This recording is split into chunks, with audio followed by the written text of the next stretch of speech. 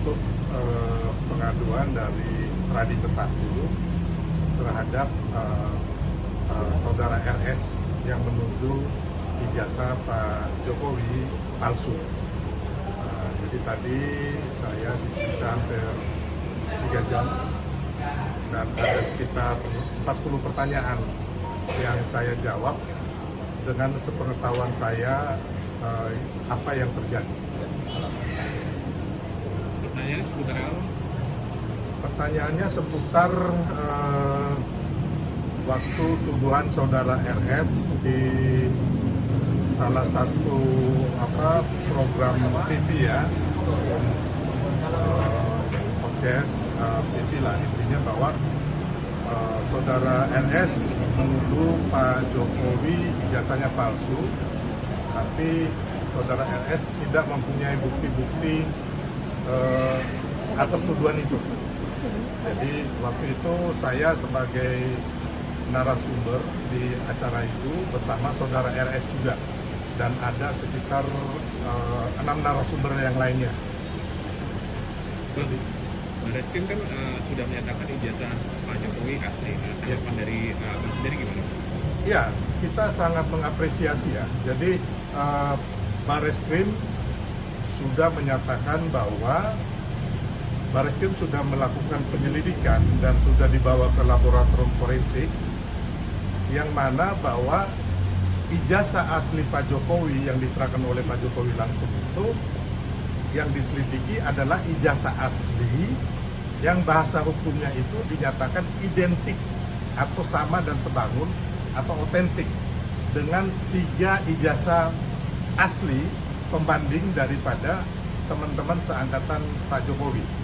Jadi intinya bahkan sebenarnya kalau dilihat bahwa dari pihak teman-teman RS itu mengatakan bahwa tidak ditunjukkan ijazahnya, padahal waktu konferensi pers oleh Dirtipidum Pak Juhandini, ya kan, di situ diperlihatkan ijazah fotokopi dan di sebelahnya ada ijazah asli juga yang dipegang oleh Pak Juhandini ya, kita lihat.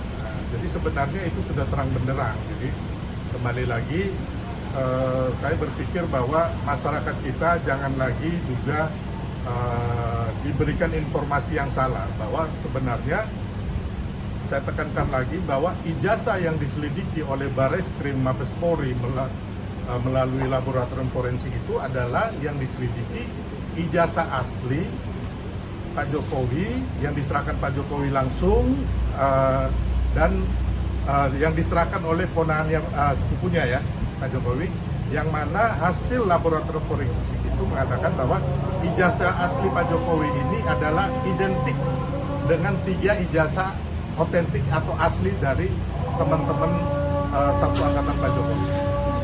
Bang, waktu dialog itu lebih intinya dia penyampaiannya seperti apa sih Bang? Pak Surya sendiri saat sama Abang? Ya, jadi di situ Roy Suryo mengatakan, RS mengatakan bahwa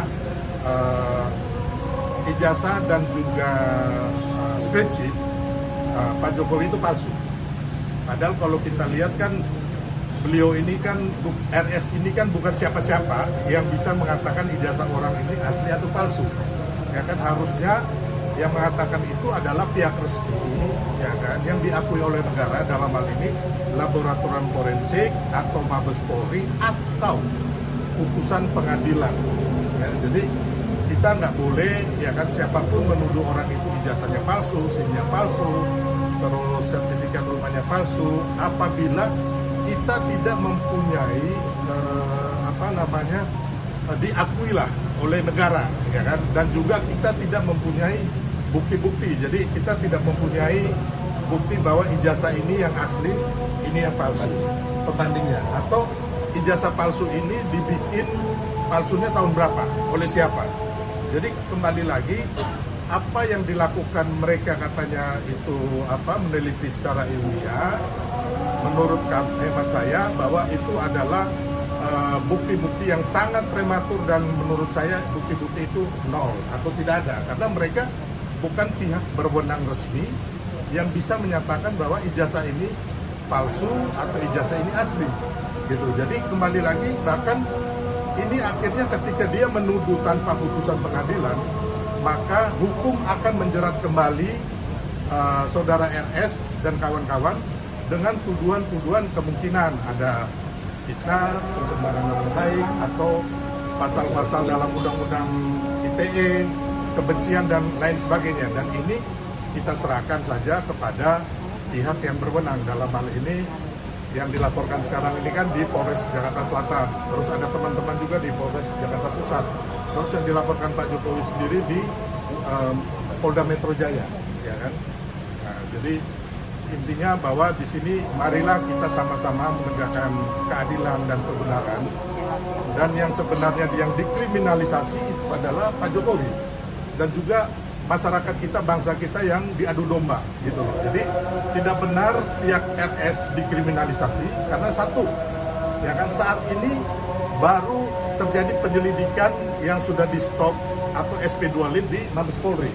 Yang kedua, di Polda Metro atas pelaporan Pak Jokowi terhadap saudara RS dan 5 rekan yang lain itu baru tahap penyelidikan dan belum ada pasal-pasal yang dikenakan gitu loh, ya kan, belum ada gelar perkara, belum ada lagi penyidikan, bahkan belum sampai P21 untuk dikirim ke kejaksaan. Jadi bagaimana kita bilang ada kriminalisasi gitu loh. Ya kalau mereka kemarin ke Komnas HAM, menurut saya ya kita hargai gitu loh. Tapi kalau bicara sampai ke luar negeri, katanya mau ke badan-badan di luar negeri, sampai ke PBB, alangkah malunya kita gitu loh, karena memang tidak ada yang dikriminalisasi gitu loh. Bang, dari pihak RS menyatakan putusan Barreskrim menyetop penyelidikan itu terlalu prematur. Itu menurut Abang seperti apa? Itu kewenangan Barreskrim. Makanya kemarin mereka pergi lagi ke Karwasidik, Biro Pengawasan dan Penyidikan. Saya pikir itu bagus gitu loh. Tapi kalau dinyatakan oleh saudara Refli Harun, ya kan, dan RS sendiri mengatakan bahwa itu baru permulaan, nanti diputuskan pengadilan. Pengadilan yang mana? Karena kan harusnya dari yang pengaduan masyarakat di Mabes Polri ini kan otomatis sudah nggak berlanjut lagi ke pengadilan gitu loh. Karena sudah di stop, udah SP2 Lid. Ya kan, tinggal kita sekarang lagi ada mereka juga yang menggugat di PN Solo dan PN Sleman. Dan kalau kita lihat pengajuan ini menurut konstruksi hukum yang ada dan fakta-fakta hukum, menurut saya tidak kuat dan juga tidak punya legal standing. Ataupun sekarang dari Mabes Polri sudah menyatakan itu ijazah Pak Jokowi asli, bagaimana akan diteruskan. Dan saya meyakini kalau melalui konstruksi hukum yang ada, bukan kita tuan atau paranormal, ini kemungkinan besar ya gugatan di PN Solo dan Sleman itu akan ditolak.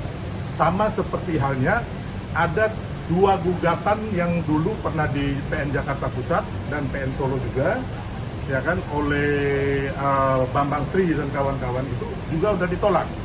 Terus ada 1 gugatan lagi di Petun, itu pun dicabut oleh mereka sendiri, Hatta Taliwang dan kawan-kawannya. Jadi intinya mari masyarakat kita harus melihat bahwa ini sudah ada jurisprudensi ya, bahwa kejadian jurisprudensi itu kejadian yang diputuskan hakim yang menjadi acuan ya kan untuk kayak gugatan-gugatan ini berjalan, proses pengadilan ini berjalan, bisa jadi itu adalah satu pedoman atau tonggak. Bang, tadi selain gugatan saksi ada penyerahan atau bukti tambahan? Enggak, saya ditanya, jadi nanti yang memberikan bukti-bukti kalau nggak salah dari pihak ketua umum, silakan. Oke, jadi gini ya teman-teman ya, hari ini kita datang nih bukan mau bawa narasi, karena itu kita bawa saksi, kita bawa bukti, bawa data. Ini negara kita ini negara hukum, bukan negara abal-abal, sehingga stop bangun narasi. Kalau ada bangun narasi tanpa bukti valid, ini sama dengan fitnah. Jadi kita datang ke sini bukan untuk bawa narasi, ya, tetapi kita bawa fakta, bukti, dan data, bahkan saksi-saksi yang menguatkan bahwa perbuatan RS dan kawan-kawan itu sudah bisa diproses hukum.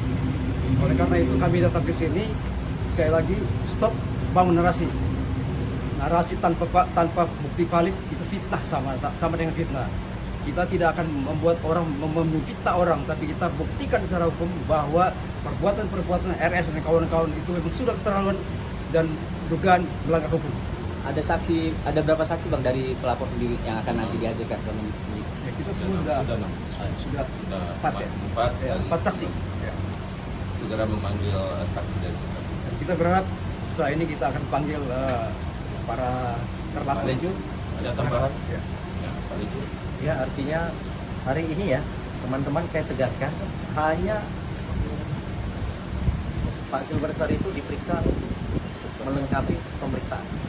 Ya, dalam klarifikasi itu perlu ditempuh beberapa saksi, oke, supaya saksi itu memberikan keterangan yang kemudian menguatkan suatu peristiwa.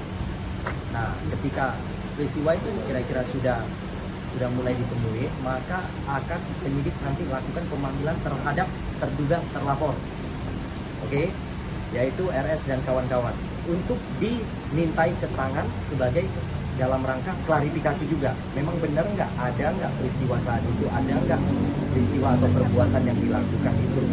Jadi nanti semua keterangan ini dikumpulkan, kemudian akan dilakukan gelar. Disitulah akan ditentukan apakah peristiwa ini merupakan suatu tindak pidana atau bukan.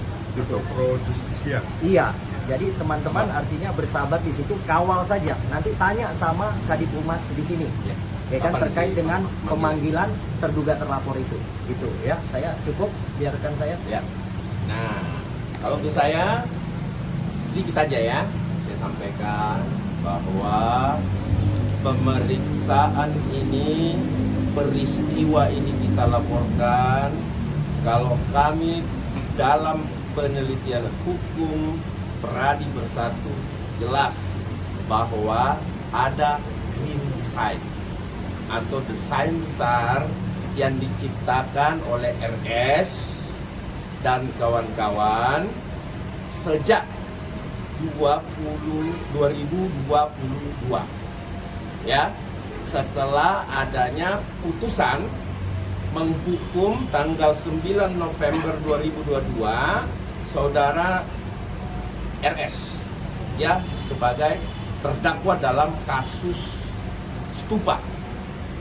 Dari hal itu yang kami pelajari itu berentet tuh cerita ini, mulai dari adanya pengungkapan yang seolah-olah dilakukan oleh Fufu Papa, kalian tahu semua. Terus kemudian mulai masuk kepada keluarga besar Bapak Jokowi dan menyentuh seluruh keluarganya, bukan cuma satu, ayah, ibu, anak. Inilah yang saya maksud sebagai grand design, bagaimana menciptakan sebuah fitnah yang berakibat fatal buat keluarga besar beliau. Yang pertama adalah kepercayaan publik. Itu yang pertama. Udah mulai berubah. Tadi malam coba teman-teman bisa lihat juga di video itu ada saudara Refli menyampaikan bahwa kepercayaan publik itu berbalik menjadi 98%. Itu dampak. Nah, kalau kita berbicara pidana, dampak, kerugian, kemudian material formil. Nah, ini penting. Nah, sehingga saya menyebut laporan kepolisian yang kami laporkan di Polres Jakarta Selatan adalah sebuah green design besar Roy dan kawan-kawan, RS dan kawan-kawan. Oke? Nah, itu dari saya cukup. Ada tambahan? Tambah Ya. satu kalimat saja ya. Namanya barang asli itu mau diuji kemanapun, negara manapun, laboratorium manapun, dia tetap akan muncul sebagai barang yang asli. Oleh karena itu berhenti, hentikan narasi-narasi yang membingungkan masyarakat, hentikan narasi-narasi yang tanpa bukti valid. Itu sama dengan fitnah. Ya. Oke, teman-teman. Makasih ya. Oke, ada yang mau eksklusif silakan.